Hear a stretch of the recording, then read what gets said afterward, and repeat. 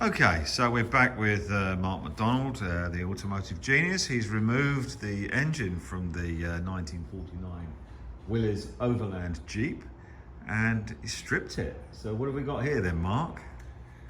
Well, we're not entirely certain why it did what it did, but in essence, what it did was it welded the number 3 journal onto the crankshaft.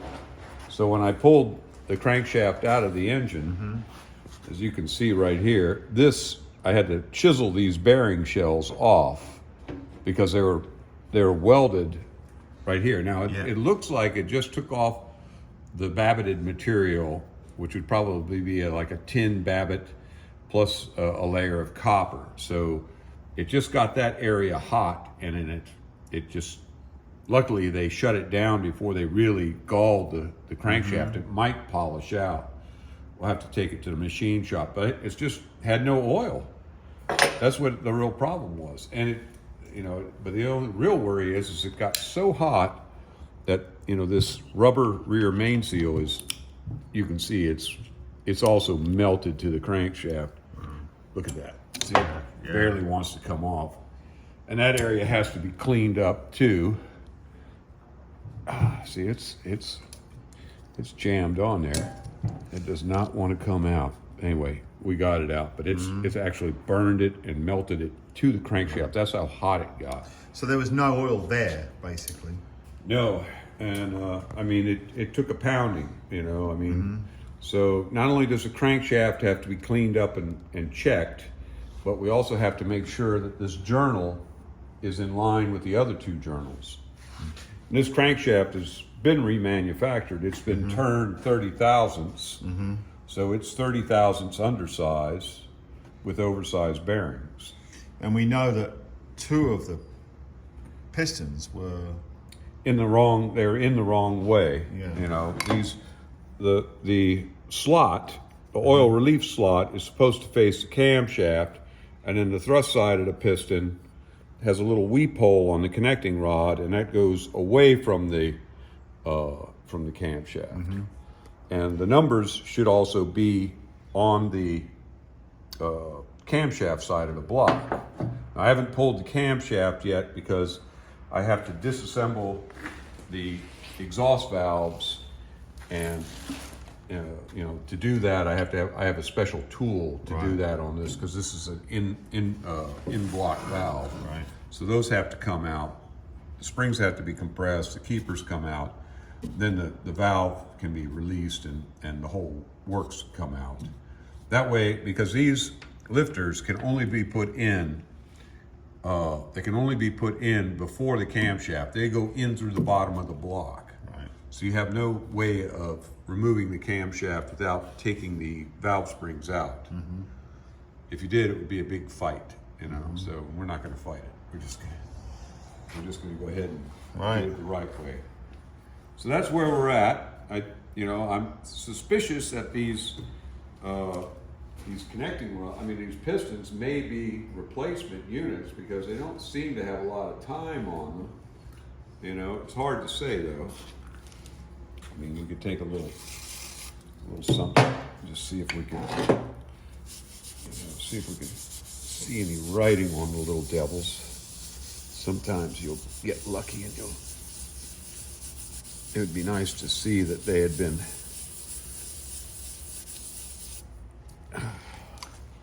see, we need a rag. where's a rag when you need it? It's right here.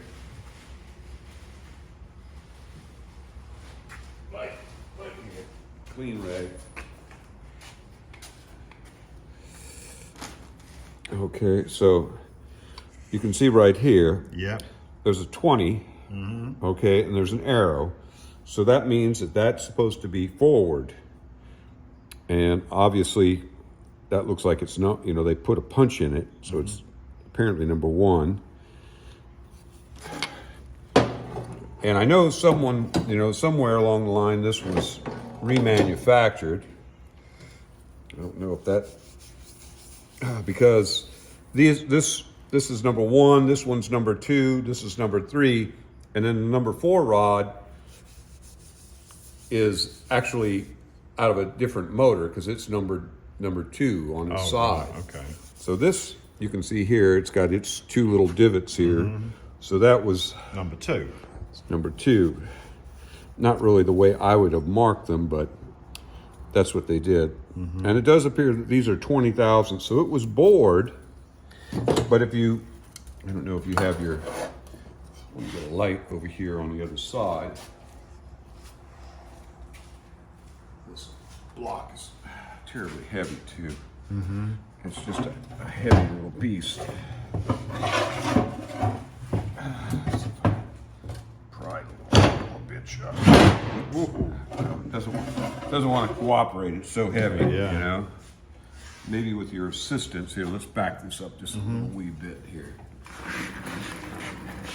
If you can help me pick this up momentarily. If you can, I don't know if you can. There's some weight. There we go. Yeah. That's good. All right, you can let go now. Wow, that is a heavy lump. Oh yeah, yeah. It's. I just wanted to show you something in here. Yeah.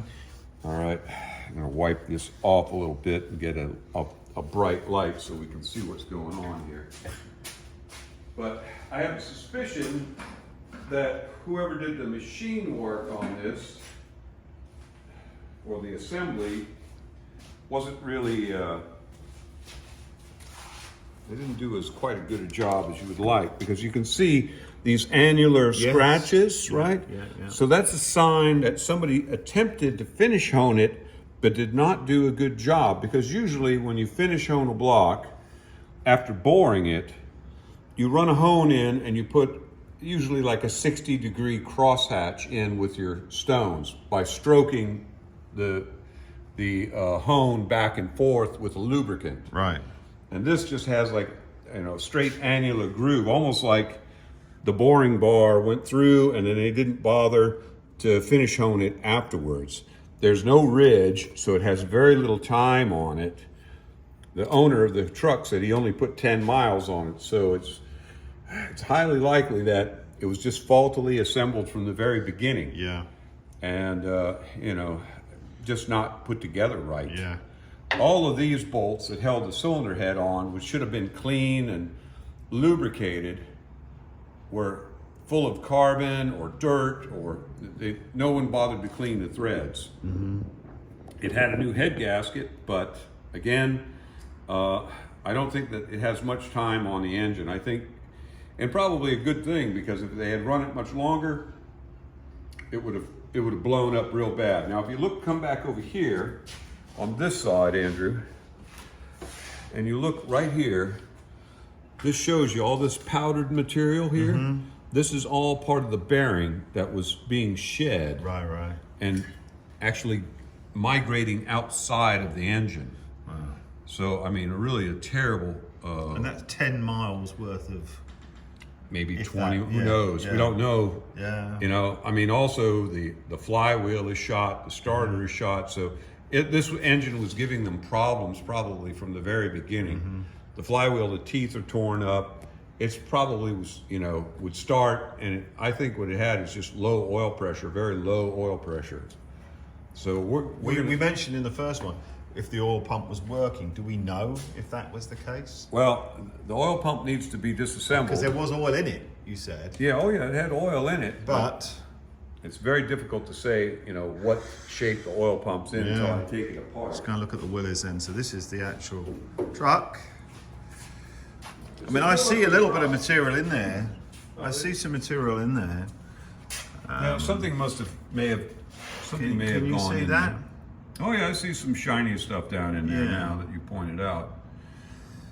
It was no fun getting the motor out. Well, I mean, that must have been difficult because the weight of it. No, the hoist can lift it easily. That's not the problem. The problem was all the fasteners were a mishmash of standard American stuff, and then also it had metric stuff, some of which was cross-threaded, some of which was not tightened, a lot of it which I had to fiddle with for an hour to try and get it apart because it was just the wrong stuff. So whoever put it together, I just really question their procedures. You know, they didn't follow correct procedures. Right. It might have been somebody that, you know, thought that they could do it by themselves, but then at the end of the day, they found out, well, no, they couldn't, and Bodged it, basically. well, and then it went on to the next owner who, you know, he put a lot of money into it. He had the truck painted, all rewired. Yeah. I mean, you know, it looks gorgeous. It's New the tires. hidden. It's the hidden stuff, isn't it? It is the hidden stuff. Interior is pretty good. Oh, it's got a nice interior. Yeah, it's a beautiful truck.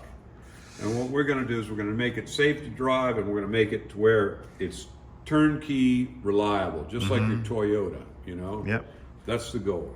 All right. Well, thank you, Mark, for that. Okay. Appreciate that. We shall come back to part 3 when you've done some more work on the engine. Oh well, hopefully the next video will be assembling. Yeah, absolutely. All right, Sounds good to me.